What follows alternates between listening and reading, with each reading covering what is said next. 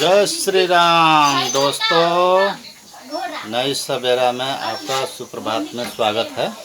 देखिए, कल में जो मैंने साग लेके आया था, वो साग तो आपको दिखाया था कि अरबी का पत्ता, जिसको अरबी बोला जाता है, कच्चू का पत्ता। तो उस चीज़ को दिखाना था कि कैसे बनाते हैं, क्योंकि फ़ायदा भी तो करेगा और उसको बनाना भी है। क्योंकि वो तो आपका बता दिया था कि ऐसे ऐसे तोड़ के लाना है और ये फ़ायदा करेगा, लेकिन यहाँ पर तो दिखाना भी पड़ेगा ना। तो लीजिए, आज आपको दिखा रहे हैं। ये सुबह सुबह मेरा वाइफ लग गया इसको बनाने के लिए। पहले इसको पानी में डाल के बॉयल किया है इसको पूरा बढ़िया से। अब इस बॉयल को वो सब्ज़ी बनाएगी। तो सब्ज़ी बनाने का प्रोसेस मैं दिखाऊंगा आगे, क्योंकि मैं तो आपसे कमेंट किया था, और कमेंट मैं जानते हैं कि मैं किसी दर्शक के साथ में कोई भी कमेंट को अधूरा नहीं छोड़ूंगा। क्यों अधूरा नहीं छोड़ूंगा? कि मेरा दिमाग यही कहता है, मेरे को पिताजी भी सिखाए हैं कि किसी का कर्जा नहीं लेना, क्योंकि कर्जे में लोग मर जाते हैं। कर्जे में मर जाते हैं तो आप मुझे पसंद कीजिएगा। क्यों कीजिएगा? क्योंकि मैं पिछला जो बात बोलूँगा उस बात को आज मैं साबित भी करूँगा। उसको साबित करने के लिए ही मैं इस चैनल को बनाया हूँ, क्योंकि नए सवेरा में आप लोगों को कुछ ज्ञान की बात मिले, कुछ अच्छी अच्छी बातों को जानकारी हो, कुछ खाने पीने का चीज़ों को देखना पड़े, कुछ पीछे का सीन भी देखना पड़े, लोगों को अच्छे अच्छे जगहों को दिखाऊं। मेरा बनाने का तात्पर्य यही है। मैं इसी के चक्कर में, इसी के संबंधित मैंने इस चैनल को निर्माण किया हूँ, बनाया हूँ। हाँ, तो समय और कर्जे, ये दो ही चीज़ ज़िंदगी में महत्व देते हैं।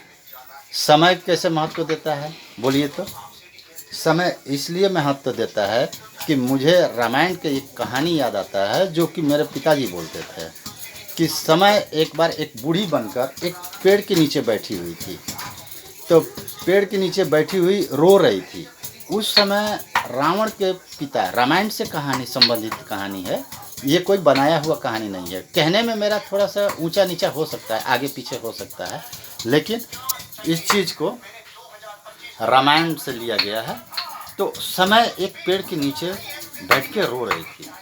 जब समय रो रही थी तो उस समय उधर से रावण के पिताजी विशेश्वरवा, रावण के पिताजी का नाम है विशेश्वरवा, विशेश्वरवा उस रास्ते से आ रहे थे।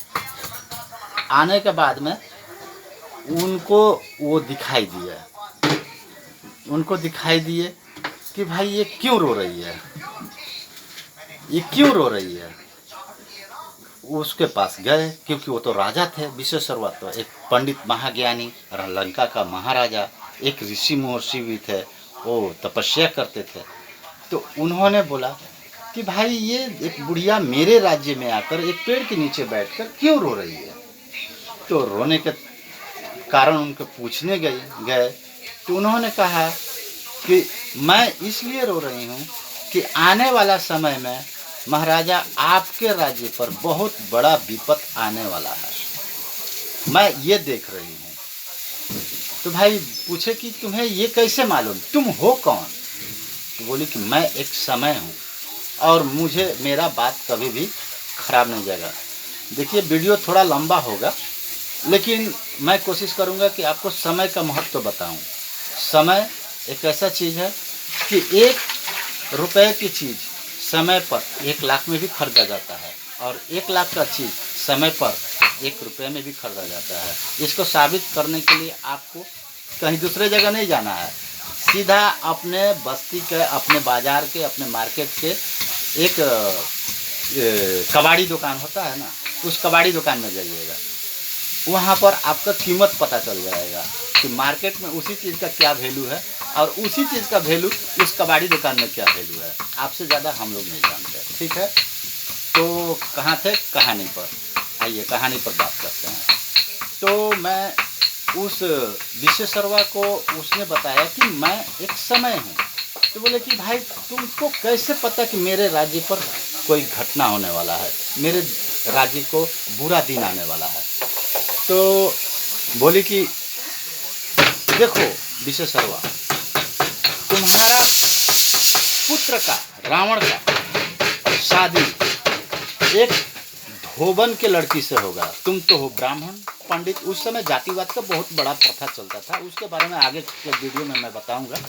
मैं कोशिश करूंगा बताने के लिए, क्योंकि मैं थोड़ा सा साहित्य को अपने शास्त्र को अध्ययन किया हूँ, इसलिए मुझे इस चीज़ की जानकारी है। तो उन्होंने बताया कि देखो, एक धोबन की लड़की से तुम्हारा पुत्र का शादी होगा। तो बोले कि भाई कौन सा धोबन है, कहाँ का धोबन है?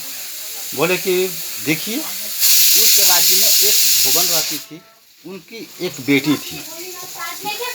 बोले कि उस बेटी के साथ में, उस लड़की के साथ में आपका बेटे का शादी होगा। विशेषरवा राजा थे, अपने मंत्री लोगों को बुला के उस लड़की को बुलाए और उसको उस समय उसका गला काट के उसको समुद्र में फेंकवा दिया। समुद्र में फेंकवाने के बाद में वो आधा कटा हुआ था, मरी नहीं थी, जिंदा ही थी। एक ऋषि महर्षि सुबह सुबह नहा रहे थे, उनको वो मिल गई। मिलने के बाद में वो क्या हुआ कि उनको पालने लगे, जिंदा करके उसको अपने साधना के हिसाब से उनको जिंदा किए। जिंदा करने के बाद में दवा बीरो सब लगा के उनको ठीक किए। उस समय तो आयुर्वेद का ज़माना था, आयुर्वेद के बारे में भी बात करूँगा, आयुर्वेद के भी बारे में बात करूँगा आप लोगों से। तो हुआ क्या कि वो राजा जब शादी करने के लिए अपने लड़के को तैयार हुए, लोग बस्ती में पूरा अपना राज्य में, जब वो उस समय डंका पिटवाता था, डंका ढोलक पिटाया जाता था, लोग निकलते थे, सुनो सुनो गाँव वासियों, हमारे राजा ने ये ऐलान किया है। इस तरह से उस समय होता था। तो वो एक बार वो हुआ कि विशेषरवा के पुत्र रावण का शादी करना है, उनके लिए लड़की खोजना है, चला जाए खोजने। खोजते खोजते उनके मंत्री लोगों ने पहुँचे उस ऋषि महर्षि के पास। तो वहाँ पर एक सुंदर सुशील लड़की थी। बोले कि इसी लड़की को मैं शादी करना चाहता हूँ। तो उनको लाया गया, शादी किया गया। अब रावण का तो शादी हो गया। शादी होने के बाद में विशेषरवा बहुत खुश। फिर सुबह सुबह भ्रमण में वो निकले। वो तो भ्रमण करता था, लोग सुबह सुबह निकल के, जिसको आप लोग आजकल मॉर्निंग वॉक बोलते हैं। ढंग से तो करते नहीं हैं, एक कुत्ता ले लेंगे, इधर उधर दौड़ेंगे और कुत्ते को ही ज़्यादा ध्यान देंगे, आदमी को ध्यान नहीं देंगे, क्योंकि घोर कलयुग है। अगर आप आज में एक गले में रस्सी बांध के एक गाय को रोड में लेके निकलिएगा तो आपको लोग बोलेंगे ये कौन सा पागल जा रहा है। अगर एक कुत्ते को गले में रस्सी बांध के निकलिएगा तो लोगों को बोलेंगे कितना अमीर आदमी है। तो हुआ क्या, आइए कहानी पर आते हैं। ऐसे बात करने के लिए बहुत कुछ है, लेकिन कहानी पर आते हैं। तो हुआ क्या कि उनका तो शादी हो गया रावण का। अब रावण का शादी होने के बाद अभी देखिए समस्या क्या है। शादी तो हो गया, अब ये विशेषरवा सुबह सुबह मॉर्निंग वॉक के लिए निकले। जब भ्रमण के लिए निकले तो उसी पेड़ के नीचे वो बूढ़ी जो थी समय फिर रोती हुई मिली। तो पूछे कि भाई अरे ये तो बुढ़िया कुछ जाना पहचाना लग रहा है, देखे क्या है इसमें। गए, बोले कि अरे बूढ़ी माँ, आपको तो मैंने उस समय देखा था, फिर देख रहे हैं आज में, क्या बात है।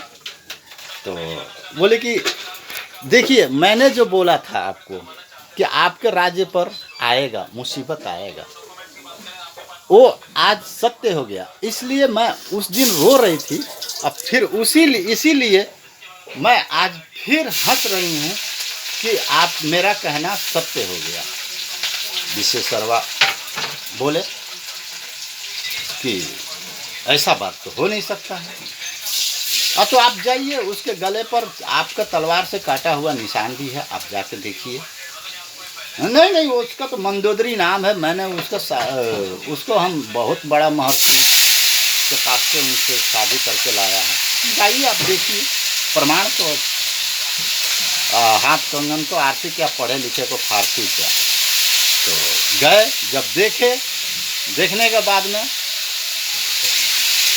रावण को ये बात पता चला जब रावण को पता चला तो बोले ओह क्या गलती हो गया मेरे पिताजी से, मैं अब इस राज्य में नहीं रहूँगा। वो तपस्या करने के लिए जंगल चले गए।